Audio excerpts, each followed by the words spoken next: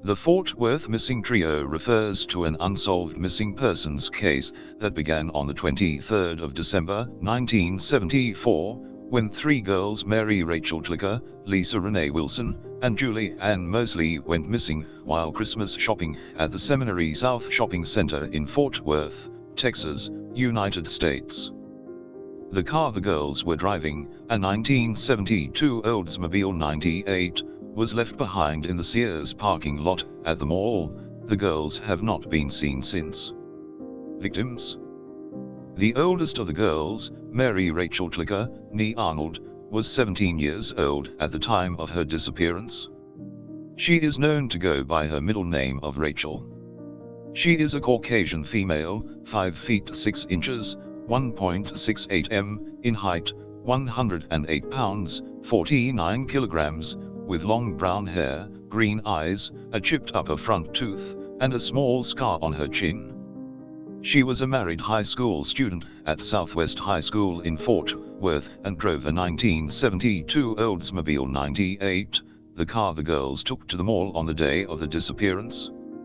At the time she vanished, Rachel had been married to her husband, Tom E. Tlicker, for about 6 months and wore a wedding ring. Lisa Renee Wilson was 14 years old at the time of her disappearance.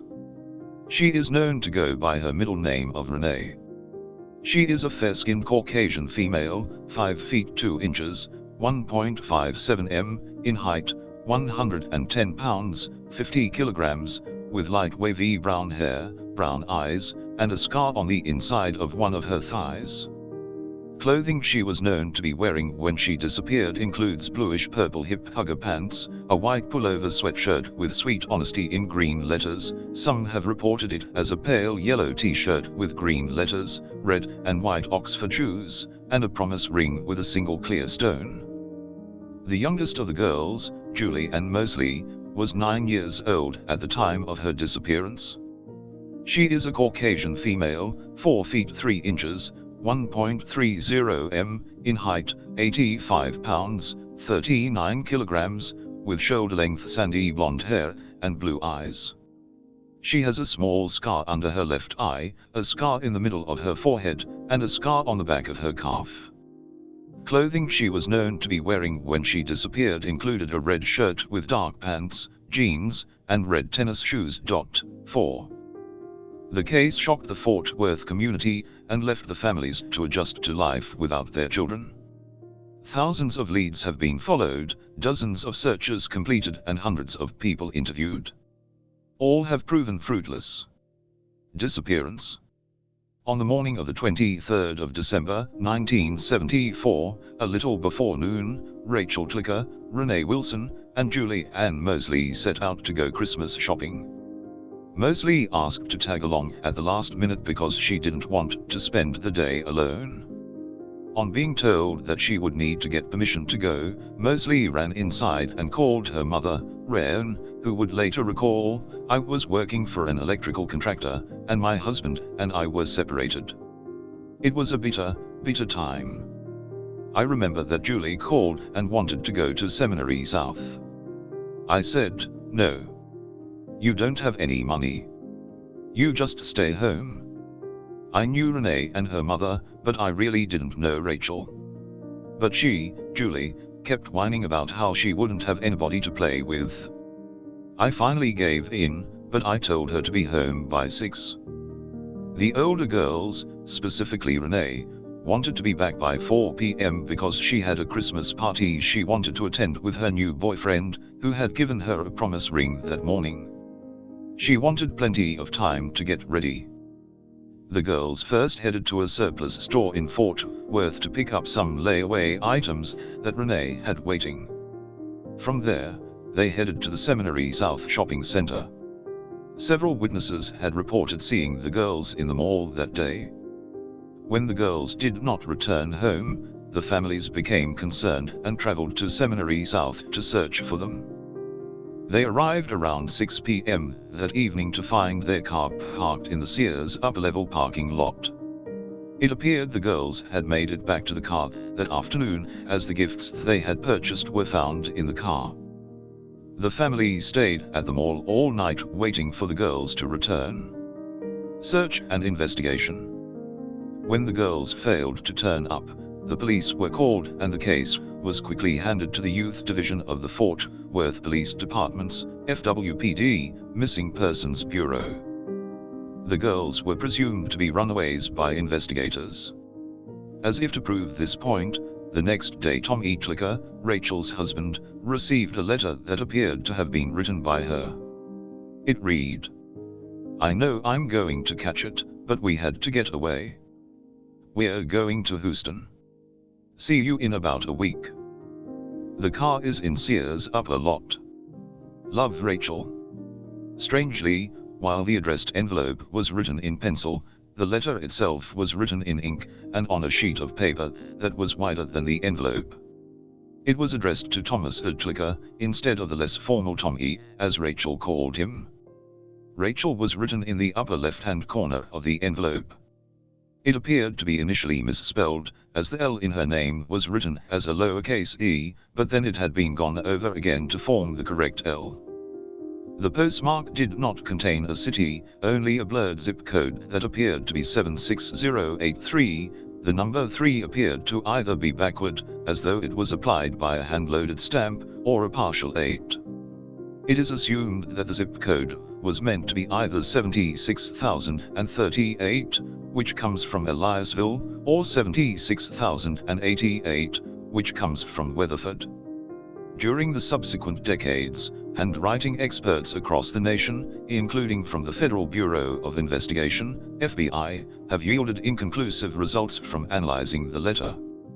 Despite receiving the letter, the families did not believe that it was written by Rachel nor that the girls had run away.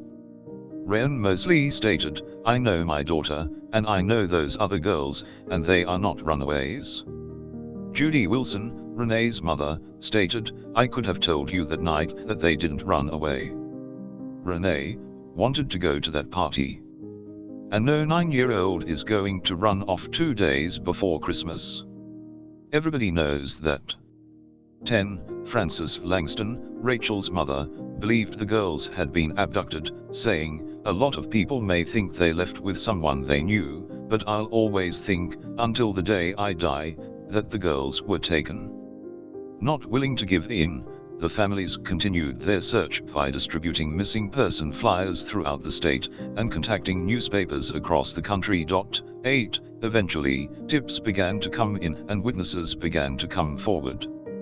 In early 1975, one young man claiming to be an acquaintance of Rachel's stepped forward and claimed that he saw the 3 girls in the record department of a store inside the mall just before they disappeared. Apparently he and Rachel saw each other and spoke briefly. The man claimed that another person appeared to be with the girls. During this same time, some women's clothes were found in Justin, but it was determined that they did not belong to the girls. Frustrated with the police investigation, the families decided to hire a private detective named John Swaim. In August 1975, Swaim discovered that a 28-year-old man, who had worked for a local store where Rachel had applied for a job before her disappearance, was making a string of obscene phone calls in the area. It was discovered that the man was using his position to obtain information from young women who had either entered job applications or who were listed as references. 6 female job applicants had been receiving obscene phone calls. The man also once lived in the neighborhood of Rachel's parents, but moved away shortly before she married. In the end, nothing ever came of this suspect. In April 1975, Swaim went to Port Lavaca with 100 volunteers, to search under local bridges after receiving a tip that the girls had been killed and taken there. However, no trace of the girls was found. A year later, 3 skeletons were found in a field in Brazoria County by an oil drilling crew. Swaim had the bones checked against X-rays and dental records of the girls, but it turned out that the bones belonged to a teenage boy about 15-17 years of age, and 2 other females who were not identified as being any of the girls. In March 1976, a psychic called one of the families and told them that the girls could be found near an oil well. For some reason, the searchers focused on the small community of Rising Star outside of Abilene, but nothing was ever found. In 1979, Swaim died following a drug overdose. His death was subsequently ruled to be suicide. Upon his death, he ordered that all of his files on the case be destroyed. In the spring of 1981, police investigators were called to a location in Brazoria County after human remains had been found in a swampy area. After a month of investigation, they discovered that the bones did not belong to the three girls. In January 2001, the case was reopened and assigned to a homicide detective, Tom Beecher, who believes the girls left the mall with someone they trusted. We can say that they were at one point seen with one individual, but we believe there was more than one involved.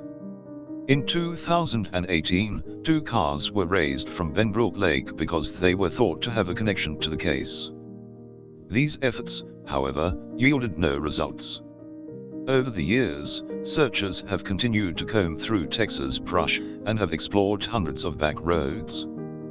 The families have walked creek beds and country roads only to come up with nothing. Decades after the girls disappeared, there have been no reports of new developments in the case. Other possible witnesses. A store clerk came forward around the time of the girls' disappearance and said that a woman told her that she had seen the girls at the mall that day. The woman reported that she saw 3 girls being forced into a yellow pickup truck near Buddy's grocery store at the mall. The truck was described to have lights on top of it. This witness, however, could never be located by police, and the story was never verified. In 1981, years after the disappearance, a man said he had been in the parking lot that day and had seen a man forcing a girl into a van. The man in the van told him it was a family dispute and to stay out of it. In April 2001, Bill Hutchins, a former Fort Worth policeman and security guard at the Seminary South Sears outlet, said that he saw the 3 girls with a security guard on the night